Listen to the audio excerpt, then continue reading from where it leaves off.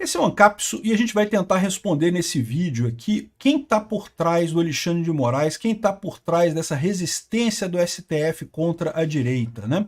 Porque você sabe, já chegou num ponto que todo mundo aqui no Brasil já percebeu que a população está indo para a direita. Então como é que esse pessoal continua tendo força para tentar impedir a direita a qualquer custo e coisa e tal? Tem alguém grande, né, apoiando esse pessoal, né? E essa investigação aqui, que não tem nada a ver com o Brasil, tá? Essa investigação aqui não tem nada a ver com o Brasil, ela pode indicar quem é que está por trás dessa história toda, quem é que está bancando essa força do STF brasileiro contra o povo brasileiro, contra a democracia, contra todo mundo. Inclusive, eventualmente, peitando o Trump se a coisa ficar muito feia, né? Porque isso é uma outra coisa. O Brasil sabe que não tem como peitar os Estados Unidos, né? Como é que o Brasil vai peitar os Estados Unidos? Não tem como, né? Não tem nenhuma maneira de fazer isso, nem comercialmente, nem militarmente, de maneira alguma. E como é que esse pessoal está assim tranquilo, achando que vai peitar o Trump? Essa coisa aqui dá ideia pra gente do que pode estar por trás disso, tá? Essa história, de novo, não tem nada a ver com o Brasil. A gente vai chegar nessa ligação com o Brasil mais adiante. Começou há um tempo atrás, quando o Elon Musk comprou o X. E aí um grupo chamado GARM, o nome quer dizer Global Alliance for Responsible Media, Aliança Global pela Mídia Responsável, um grupo que reunia as principais agências de publicidade do mundo e que queria boicotar veículos que eles considerassem impróprios. Que adivinha? Eram exatamente os veículos da direita, né? Esse pessoal acabou. Acabou por quê? Porque brigaram com o Elon Musk. O Elon Musk, ele tem um monte de defeitos. Erra o 7, é meio burro, não sei o que lá, falou um monte de merda do Trump, não sei o que lá. Mas ele tem dinheiro pra caramba. E aí ele peitou esse pessoal nos tribunais e ele tá peitando esse pessoal diretamente e a situação ficou feia para essa turma. Essa turma também tem muito dinheiro, tá? A gente tá falando de Procter Gamble, Unilever, são grupos que têm muito dinheiro mesmo no mundo inteiro. E é esse pessoal que está por trás do STF, está por trás do Alexandre de Moraes, está por trás do GARM, desse ataque contra o X. Vamos entender essa história aqui. Essa notícia foi sugerida por Uma Mão Lava a Outra e as duas batem palmas, Daddy Trump e várias outras pessoas. Obrigado aí ao pessoal que sugeriu notícias lá no nosso site, no visãolibertaria.com. E obrigado a você que está assistindo o nosso vídeo. Se você gosta do nosso conteúdo, por favor, deixa o seu like, se inscreva aqui no canal, né? Pois bem, a gente tem informação aqui pelo Daily Wire, exclusivo deles, que o cartel de propaganda, né, de agências de publicidade que tentaram acabar com o X, agora a gente tem evidência que eles fizeram associações com governos. E aí que eu falo para vocês, é aí que entra o Brasil, aí que entra o Alexandre de Moraes, aí que entra a parada. O governo, a evidência que eles têm aqui é principalmente na União Europeia. Na União Europeia, essas empresas tentaram forçar legislação contra empresas de direita, contra a mídia de direita, né? O que aconteceu nessa história toda? Só relembrando esse caso, porque esse caso é meio antigo, tá? Lá em 2022, quando o Elon Musk comprou o Twitter, um pessoal da esquerda ficou preocupado, né? O Twitter sempre foi a principal ferramenta para notícias do mundo todo. Embora não seja uma rede social assim muito comum, muito usada por todo mundo, é muito menos usada que o Instagram, muito menos usada que o YouTube, coisa e tal, mas é a rede social dos formadores de opinião, é o pessoal que realmente está discutindo notícias ali, coisa e tal, e geralmente as notícias surgem no Twitter e depois vão para as outras plataformas sociais, né? Então, o Twitter era a festa da esquerda, a esquerda dominava no Twitter. Para você ter o selinho de verificado no Twitter, que hoje você paga $8 por mês e você tem isso, você precisava ser amigo de algum esquerdista que tivesse algum amigo dentro do Twitter para aprovar a sua conta lá no Twitter. Então, era uma festa da esquerda o Twitter naquela época, né? E daí o Elon Musk de repente foi lá e comprou o Twitter. E aí esse pessoal ficou incomodado, né? Então eles começaram a boicotar o Twitter, ou seja, começaram a não ter mais anúncio no Twitter. Várias grandes empresas pararam de anunciar no Twitter, né? Marcas grandes, né? Marcas famosas, pessoal que investe pesado em publicidade, pararam de anunciar no Twitter. O que o Elon Musk fez? O problema deles foi esse, né? Eles trataram o Elon Musk como se trata, sei lá, a Folha de São Paulo, a Jovem Pan. A Jovem Pan sofreu isso aqui no Brasil, né? esses grupelhos como o Sleeping Giants Brasil pediu para as marcas pararem de anunciar e coisa e tal. Só que uma coisa, meu amigo, é você atacar a Jovem Pan aqui do Rio de Janeiro, que é até uma empresa grande aqui no Brasil, né? Mas em termos globais é meio que um peido, né? E outra coisa muito diferente é você atacar o Elon Musk. O Elon Musk não é um peido, meu amigo. O Elon Musk é uma caganeira inteira, né? O cara realmente é importante, tem dinheiro pra caramba, né? E aí o que aconteceu? O Elon Musk percebeu o que estava acontecendo, botou os autistas dele lá, ele diz que ele tem um grupo de autistas lá, altamente capacitados e coisa e tal, né, para investigar o caso, e chegaram a esse GARM, que seria esse GARM que estava causando o problema. Né? Essa notícia aqui é de 2024, e foi quando o Elon Musk fez entrou com uma ação contra esse pessoal, uma ação pesada, cobrando caro, botou bons advogados lá na Justiça Americana, cobrando caro desse pessoal, né? E o pessoal peidou aqui, ó. Aqui, ó, numa carta direcionada a anunciantes, a Linda Iaccarino, que é a CEO do X, disse que essa ação tem por objetivo a GARM, Global Alliance for Responsible Media, né? Um grupo meio oculto ali que parece que está sendo vigiado de perto pelo Comitê Judiciário da Casa dos Representantes lá nos Estados Unidos, a Câmara lá dos Estados Unidos, né? O GARM e seus membros estão coordenando um esforço para suprimir a liberdade de expressão e restringir propaganda em locais de vários jornais e coisas. Aqui a gente não está falando de tirar, de censurar YouTube, censurar... Não, é muito mais acima isso daí, né? É censurar redes sociais inteiras. O pessoal está proibindo de anunciar em redes sociais inteiras. Fizeram isso com o X. Essas grandes marcas pararam de anunciar no X por conta de que alegavam que o X agora não tinha mais uma verificação de fato. Ficaram chateados, porque o X deixou de ser de esquerda, né? Em última análise é isso. Essa turma, é o que eu sempre falo para vocês, a esquerda é a aristocracia, é a grande aristocracia europeia, que já foi composta de nobres e reis, essa turma toda e coisa e tal, que em determinado momento começou a perder espaço para o livre comércio, para o capitalismo, e aí usou a esquerda para se manter no poder. É isso mesmo, que repara como é que os esquerdistas ficam chateados com o capitalismo, mas não falam nada, né, com quem compra e vende, com patrão e empregado, com relações que são voluntárias, que ninguém não deveria ter problema. Se você não gosta daquela relação, você sai. Né? Ninguém precisa comprar nada de ninguém, ninguém precisa trabalhar para ninguém. Né? Agora, no entanto, eles não falam nada contra governos. Né? O comunismo raramente critica governos, critica o Estado, porque... Né, exatamente, porque o comunismo é um grande cavalo de Troia, né? É aquela ideia de vender uma oposição ao capitalismo, mas no fundo o que tem ali é a aristocracia europeia, né? E aí, aqui no Brasil é a mesma coisa. Quem é Flávio Dino? Era descendente de um cara que era amigo do Dom Pedro II, né? Dessa turma, é aristocracia, né? Enfim, esse grupo de grandes empresas europeias, que adivinha, o dinheiro desse pessoal é dessa turma, é da aristocracia, né? Vem lá de trás e coisa e tal. Eles queriam impedir o crescimento da extrema-direita. Já ouviu esse papo, né? Exatamente. E esse papo, então, eles criaram essa GARM, só que o Elon Musk entrou com essa ação, uma ação muito pesada, e a GARM acabou aqui, ó.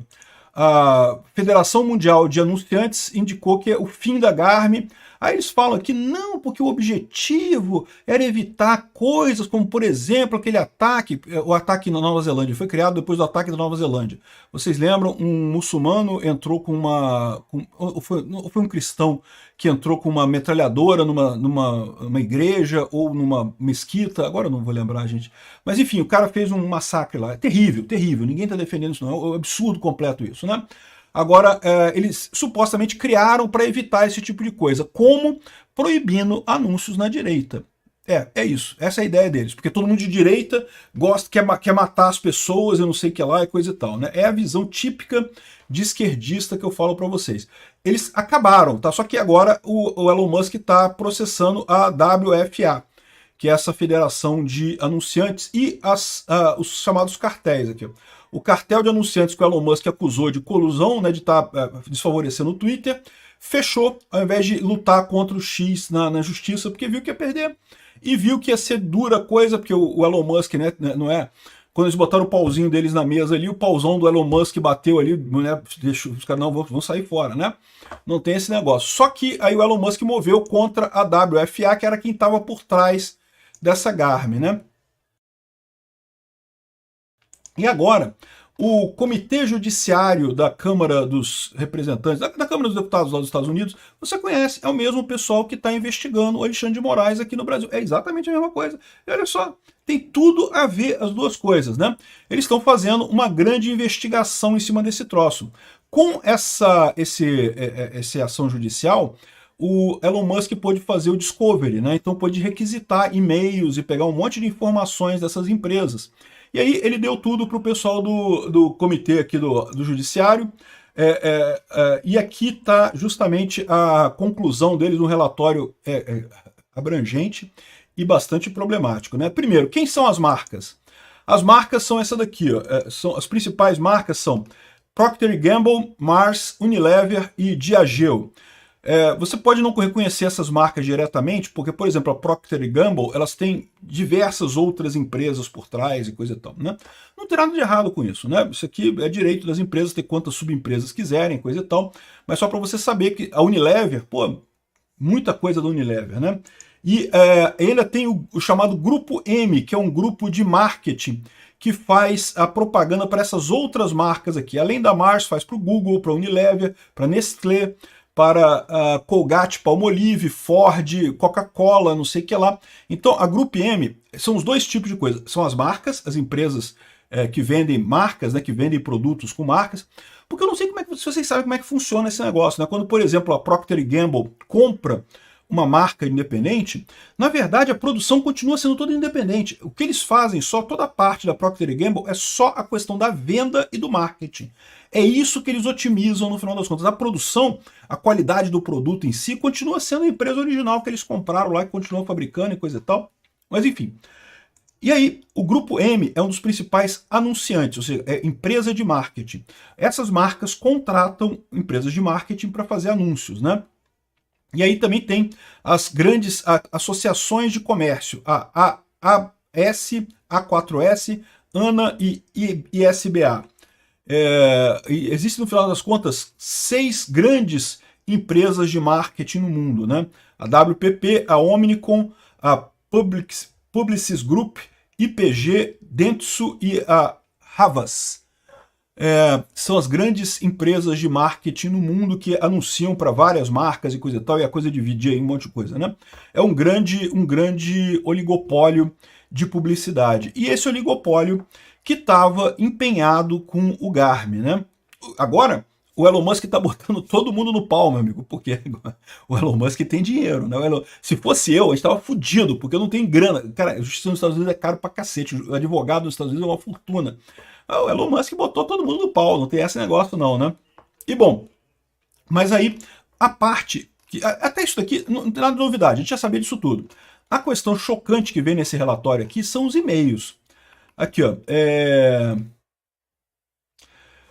Oi, Rob, eu estou procurando você porque para ver se é possível a gente conseguir um encontro para ouvir mais sobre o Twitter, a situação e um possível boicote das marcas, né?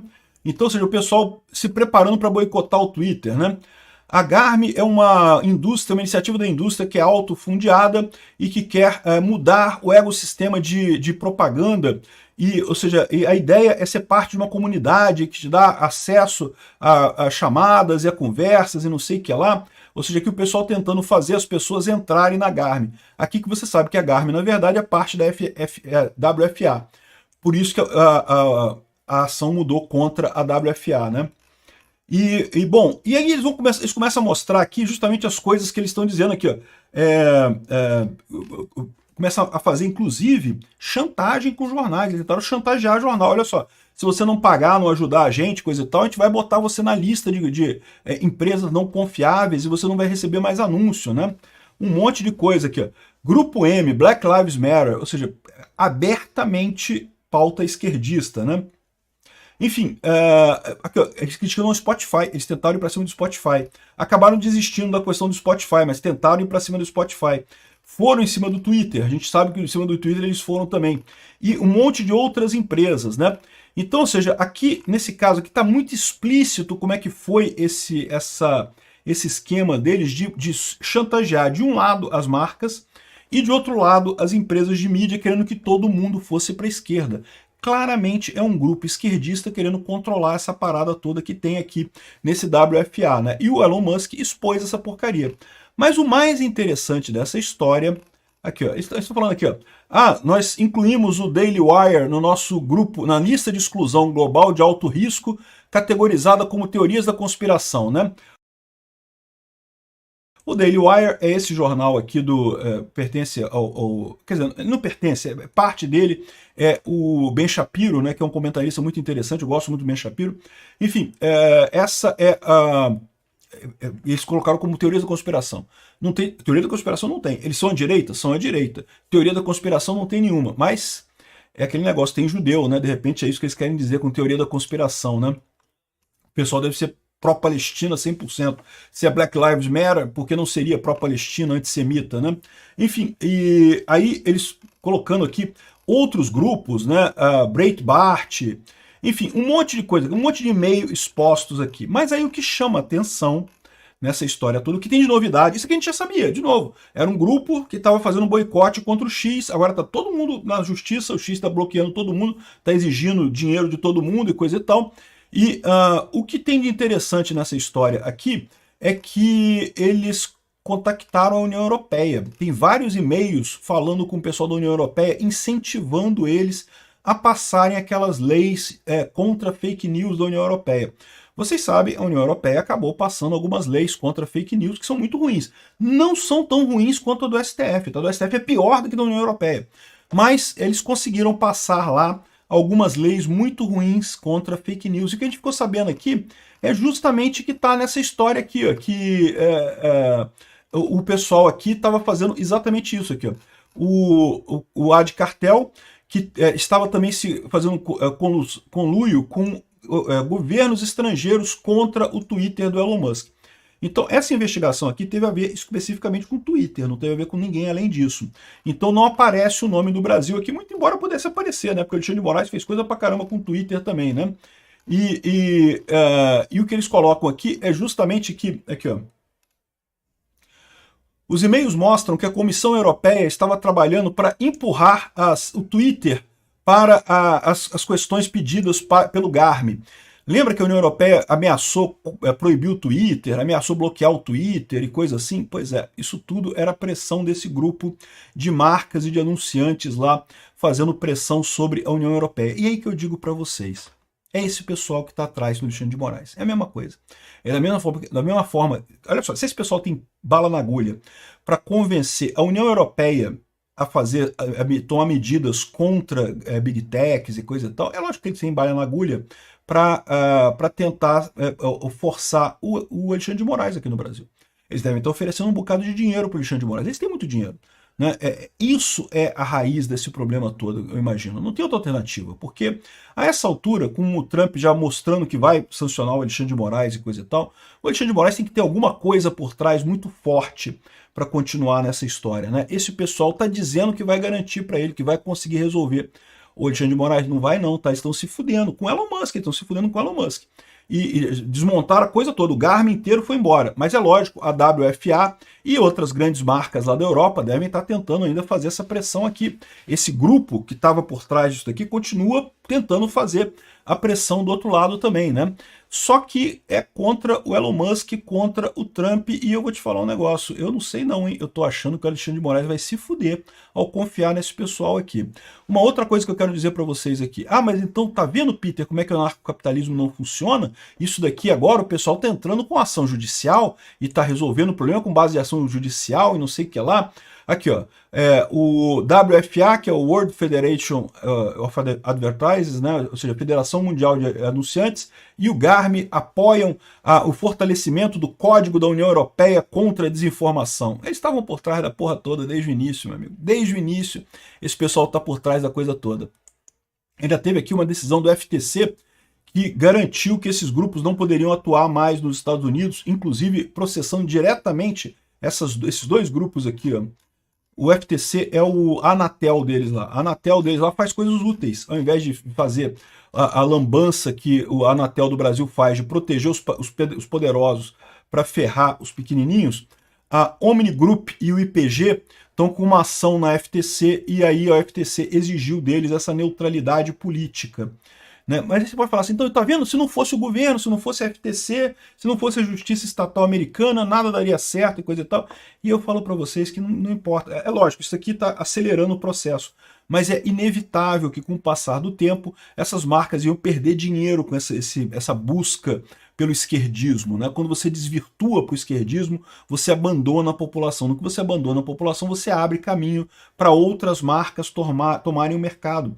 Cada vez mais esse pessoal teria prejuízo com essa ação. Então, por mais que isso aqui seja uma coisa impressionante, por mais que vai doer nessas marcas todas, e o Alexandre de Moraes está confiando nesse pessoal para dar o backing dele, vai se fuder de verde e amarelo no final das contas. Mas o interessante é isso, a gente saber de onde é que está vindo essa coisa, tá vendo? Tem gente com muito dinheiro, com muito poder, que está bancando o Alexandre de Moraes contra o Trump. Não vai dar em nada, esse pessoal está perdendo feio até para o Elon Musk, imagina para o Trump. É lógico que ele deve estar colocando aquela ideia de que não, o Trump não vai ser para sempre, o Trump vai ficar um tempo, depois vai sair, coisa e tal. Mas eu não sei não, hein? Eu não sei não. O Trump pode sair, mas vai ter mais gente apoiando as ideias dele por lá nos Estados Unidos também, por um bom tempo. Obrigado por assistir o vídeo até o final. Além de curtir, compartilhar e se inscrever no canal, considere se tornar patrocinador com valores a partir de R$ 1,99. Clique no botão Seja Membro abaixo para saber as condições e vantagens de patrocinar o canal. Mais informações sobre o nosso projeto, visite nossos sites indicados na tela.